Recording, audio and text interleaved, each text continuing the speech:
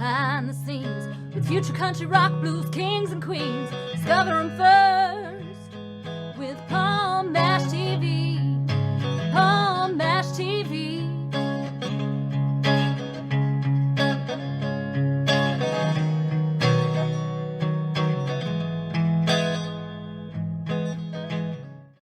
Well, hello there, it's Palm Mash TV time again. Thank you so much for joining us. Another great interview is coming up shortly. But don't forget about that subscribe and bell button below you there, and you're always going to be notified of any new episodes coming your way. And if you'd like to leave a comment on the comment section, we'd love to hear from you there.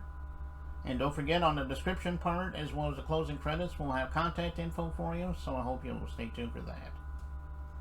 From Henry, Tennessee, for the fourth time on our show, we have Rick Revel. And he's got some updates for us, and I know you want to stay tuned for that. But before we get into that, we'll have a quick word here from the Caden Gordon Show, as well as Woody's Drumsticks. And remember, if you type in Palm Mash TV at checkout, you'll get 10% off your order. So we'll be right back right after this. It is Caden from the Caden Gordon Show. Today's best country mix. Check out my show at thecadengordonshow.com. At Woody's Drumsticks, we focus all of our sticks on being a hair longer than everybody else's. Why? Well, all of our sticks are going to be going through the same quality control process as every other stick on the planet. However, the extra length gives you an extended reach, so you can reach for higher cymbals. It makes the sticks last a little longer. We put our shorter taper at the end, which gives more girth in the base of the stick and allows you to play for longer, better, stronger, faster. So once you switch from one brand to Woody's, you'll never go back, and that's a guarantee. Okay, we're back, and with us for the fourth time on our show, we have Rick Revel from Henry, Tennessee, back with us. Thanks for joining us again, Rick. Hey, brother, how are you? It's always good to visit with Paul Mash. Yeah, it's always good to have you back on the show, too. Well, why don't you tell us a little bit about some of the things that's been going on since last time? I think it's only been a couple months, though. Yeah, it's not been long. We put out the single Singing River, and you was gracious enough to have us on, and we got to talk about that. And song's still out there on the charts and still doing real well. It was one of those kind of a double project situations when I entered into year 2026. Gary Gentry, we were on a TV show last year, the Mike Weatherford Show, and we sang some songs together, and we were former co-writers and songwriters. We worked for the same publishing company years ago when I had my studio on Music Row. And, you know, how writers are, said, well, we need to get together and write again. And, of course, Gary said, well, we need to do something for the 250th. Well, Singing River was just fresh, and we're just getting it out. And so that was my focus at that moment, was getting Singing River out. We were trying to finish the music video for that, and it was a jammed up thing. The holidays, we were on the show right before Thanksgiving and Christmas around the corner, so we were busy. Come January, he called me up and said, you ready to write that song? And so he had the idea. And what had happened when he was growing up, there was a white oak tree, huge oak tree near his home in Athens, Tennessee. And every morning when he went to school, and literally he said, when I walk to school, I walk past that tree every morning. And then eventually when he riding the school bus, every morning for 12 years, going back and forth to school, he'd go past that tree. And it was next to a huge old Civil War mansion that was a Union field hospital for a while. So he loved that old tree. He said, now, Rick, I went off to the Navy, and when I went off to the Navy, they cut down the tree. And he said, if that tree could talk, what kind of history could it tell? And, of course, he had relayed the whole thing about the Civil War mansion and stuff and the history behind the house. And I thought, wow, if that tree could talk. And I said, yeah, it's got a lot of history. But I said, nobody's going to really pay a lot of attention to a song about a localized tree. I said, now, it means something to you. It means something to me. I'm a Tennessean. A lot of history in Athens, Tennessee. But it's not going to mean a lot to somebody away from here. And so I said, have you ever heard of the Tree of Liberty? He said, well, refresh my memory. And I said, all right. So I told him about the Tree of Liberty and the Sons of Liberty, and that being something that the Tree of Liberty is where the Sons of Liberty would meet. And that's where they planned the Boston Tea Party and planned all their different historical events. And I said, you know, can I make it about, it's just the 250th. Let's make it historical. He said, well, you're the history guy. Just write it. You know what to do. Just write it. 2 hours later, I called him back and I sang it to him. And so, and he threw a line or two at me, and he said, look, let it marinate for a while, a couple of weeks, and call me again. So 2 weeks later, I called him, and then we met in Dixon, Tennessee at the truck stop. And I sit in the cab of his pickup truck, and I sang the song to him. And of course, it's a recitation style, and sang it to him. And he said, man, we got something here. And because he wrote the song The Ride by David Allan Coe, I wanted it to have that vibe and that feel. And he also wrote the song for Johnny Cash, The Chicken in Black. And so he was used to writing some of the recitation things. So before I got, dove headlong into this thing, the project, I said, if we're going to do a recitation, I want it to have kind of the vibe and feel of The Ride. But, Johnny Cash had that Ragged Old Flag. And I love that Ragged Old Flag song. So I said, can I kind of get it in that vein? And he said, yeah. So to jump back a little bit, where the whole idea for the song came from, I talked about the tree that he grew up next to, but he found a portrait. He and his wife went out for their anniversary, I believe it was, and they went to a restaurant not far from Athens, just in that area. And there was just a picture of that tree, a portrait that somebody had painted of that old tree hanging in this restaurant. So he bought it. He asked to buy it. He bought the portrait, and it now hangs above his fireplace. So that was part of his inspiration. He got to see the portrait every morning. And so as the song, the next order was, after I sang it to him in the cab of the truck, he had the portrait with him. I took a picture of me in the portrait, that portrait of the tree.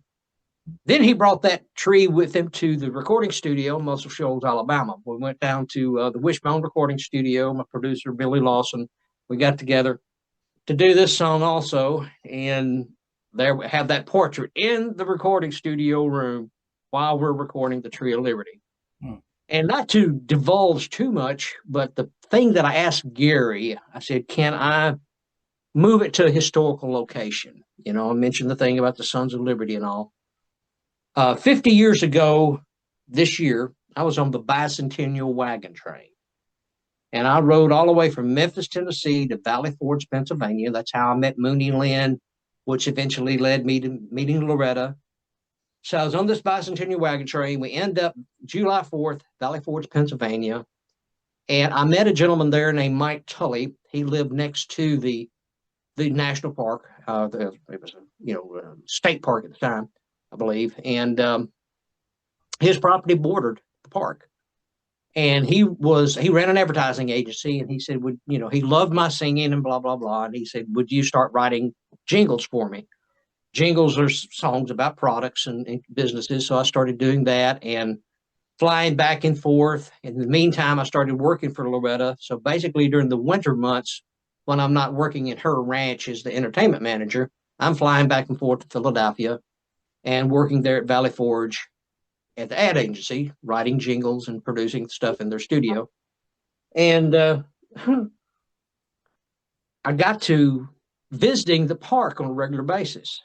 And I got to know one of the park rangers, and I asked him, where was it George Washington knelt to pray? And he took me to the location where George Washington knelt to pray. And I know I made a long story out of this, but it all comes together. 50 years later, I write a song about George Washington going to and finding a tree of liberty, old white oak tree, and praying. And that's when God gave him the signs and gave him the visions of how to win the victories, and he gave him the courage to continue on. So we moved the location from Athens, Tennessee to Valley Forge, Pennsylvania. I made it a bit of a kind of a historical fiction slant to it. Factually, I'm a third generation timberman. Come from a family that's been in the timber business for several years. My granddaddy and his two brothers used a crosscut saw you'll be able to see the crosscut saw in the video. I'm holding it in a picture. You'll see that old crosscut saw. My dad and uncle also, and then of course I'm the next generation. And then my little brother. My little brother still has the logging company, and so we're third generation. So I wanted to get that part in there, that somebody and a third generation timber crew is out in the woods near Valley Forge, Pennsylvania, and they find this 500-year-old tree that has seen it all, just like that tree in Athens, Tennessee. It has seen it all. And that's what we do, Paul. We actually peel back the layers of the onion. So it's a little bit of a fictionalized story, but I include a lot of history. We show the Valley Forge campaign in the video. Valley Forge in that whole location is about 2 or 3 counties away from where Gettysburg took place, the Civil War battle. So it has clips of that in it. And then we jump forward. And the last time I do the course, I bring it. It's kind of like I did with Singing River. I kind of advanced forward with it a little bit. I did the same thing with this. I advanced forward out of the Revolutionary War, Civil War period. Then I jumped forward to World War I, World War II at Iwo Jima. Then I pay homage to the veterans of Vietnam. Now, my dad was in the Korean War, and in some of my past videos, I paid honor to him for his service in the Korean War. But some of my Vietnam people, my uncle was enlisted during the Vietnam era. He was in Germany at the time. And I wanted to pay honor to some of the Vietnam vets. They had been spit upon and overlooked for years. So I thought, I'll do that. So we actually had a chance to find a 1962 Winnis Jeep, which was from that era, from the Vietnam era. And a friend of mine, John Walsh, which is a huge reenactor, collector, and we went out in his Vietnam era Jeep. We were dressed as Vietnam soldiers, and we made the scene look like it was in Vietnam. And we're driving through on a recon mission, and we hold up a special made flag that I had made just for the video, Tree of Liberty flag. And a lot of soldiers used to do that. They would hold up their favorite flags, and then we did that in the video. So at the very end, we start paying honor to American veterans, because if it wasn't for the veteran, we had the Declaration of Independence is what the 250th is about. We're celebrating that. It's the anniversary of the signing of the Declaration of Independence. But if it wasn't for the soldiers, we wouldn't have a nation. So I wanted to pay honor not only to the founding fathers, but to those that shed the blood and fought to give us what we've got. Oh, okay. Yeah, it is a great video, and you're going to catch that in just a minute. Are you going to be going to a concert or anything around the country or whatever to promote that? And tell us a few of those dates. Well, we're definitely talking about trying to get some things set up for the fall. I go from one project to the next. I stay in production mode. So that's the crazy thing about my world. A lot of artists, they live to be on the stage, and I used to. I've done over 3,000 stage appearances in my little lifetime. So I've been on stage plenty, but it's not so much what you take from this old world as what you leave behind. So right now, I'm in production mode. I'm trying to crank out as much material as we can. I was talking to a gentleman on the phone today who's seen the Tree of Liberty and the Singing River music videos, and he's talking to me about helping him produce a movie. So the phone's ringing now. I'm starting to get people say, "Hey, can you help me with this? Help me with that." And plus, I have other songs we want to work on. So I did a show with Jill and TJ at the CMA Fest a week or so ago. So I get to do some things like that. I do songwriters things every now and then. But Paul, to be honest with you, I don't have time to go sing on stage somewhere and travel, a half a day to sing somewhere when I need to be in the studio producing or setting up a film shoot or being in the recording studio. I just stay on the road. Now, if somebody called me and said they got 10 grand and want me to sing somewhere, I was like, okay, I'll be there. But I don't travel for $500 much anymore. That those days have come and gone. That don't even buy a tank of gas. So. Okay, well, you have an official web address and you're on social media, streaming media and stuff, obviously. Yeah, you just go to www.rickrevel.com, and the whole website now has grown to it's almost a biography setup. It's just crazy how much information's on the website now. It's kind of a fun place to go to see some of the things I've done. I look back at it and it's like, oh, I did that. Wow, that's kind of cool. So it's kind of a fun read when you get on the website. So go to that. I'm on all the social media, Facebook and X. You can find me most anywhere on all the social media. So contact me and say howdy. If you do want me to perform somewhere, give me a call. I'd love to talk to you about it and see if we can come to agreement somewhere. But I'm out. We're talking about doing some things in the fall. I got a promoter I'm talking to right now, but we'll see how all that goes. Oh, okay. Well, if there is any concert dates to go up, just go to that website and your social media and everything. I'm sure all that will come up. Yeah. We'll keep everybody posted as soon as we have dates. We do that. We keep everything updated basically every day. But every week, if we're appearing somewhere, you're well informed. Jill and TJ Cates do all my PR work, and they keep the public well informed of what we're doing. Matter of fact, she's posted a couple of times about our interview today, and soon as it's up and ready, she'll plaster it out there and let everybody know. So yeah. I know she will. I've known Jill for several years as well as TJ. So they're great people. So we're going to watch that Tree of Liberty video in just a moment. But before we do, again, thank you so much, Rick, for coming on. We'll be happy to have you back again sometime, obviously. Yes, Paul. I always enjoy being with you and look forward to it. Okay. Well, here it is. Without further ado, Tree of Liberty by Rick Revel. It begins right now.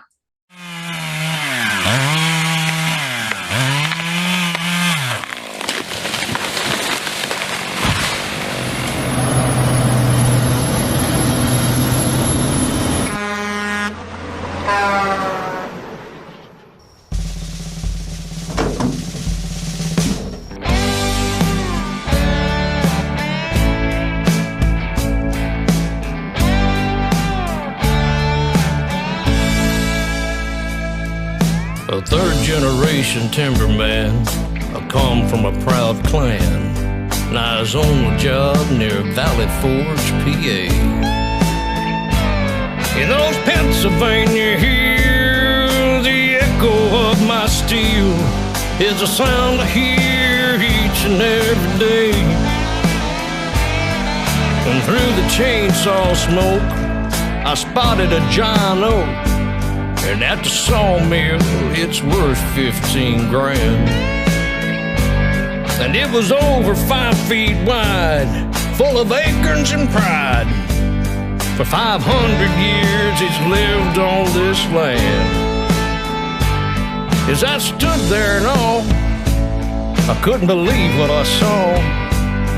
In the bark of the tree was a face of an old man. When he opened his eyes and spoke, the words of that mighty oak was about to change this good old boy's plan. Tree said before the white man came, oh, now the Indians hunted game in the shade of my young green leaves. And I was here the very day George Washington knelt to pray, and the good Lord gave George his victory. On the tree of liberty, refreshed by the blood of every man who's fought and died. On the fields and the plains, their blood stains remain. Their sacrifice is more than justified. My roots say run deep, and God planted the seed. I'm a symbol for everyone to see. And as long as I stand, you'll have a free land. 'Cause son, I'm the tree of liberty.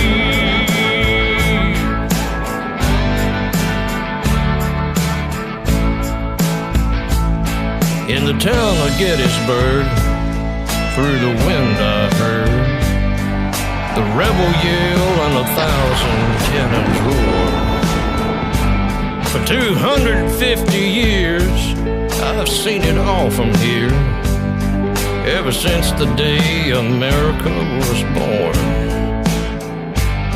Son, it's time to celebrate what makes America great.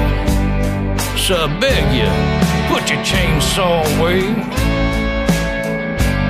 I said, sir, it won't be me cutting down this old tree.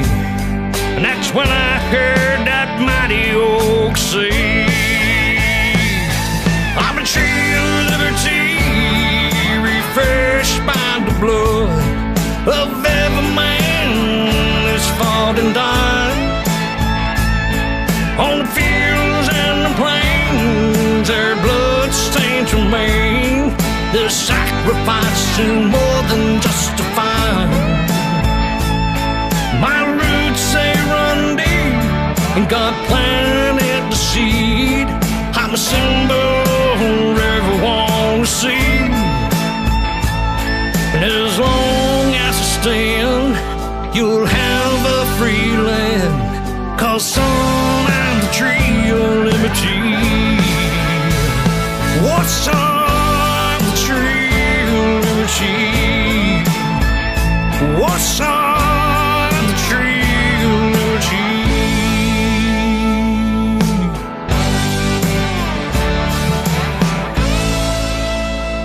It won't be me cutting down that old tree.